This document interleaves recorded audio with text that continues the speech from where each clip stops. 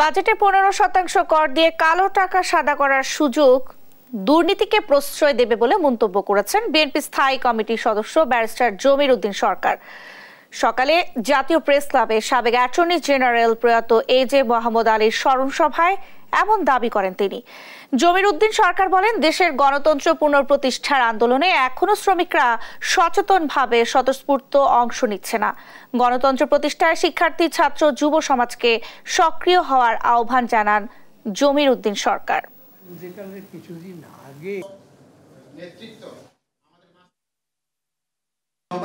Corruption করে টাকা রাখবে এবং ওই টাকা বাজেয়াপ্ত হবে না, এটা না হয় ট্যাক্স দিয়ে ওটাকে হোয়াইট করা যায়, তো তাহলে তো উইল বি এনকারেজিং ডিসঅনেস্টি।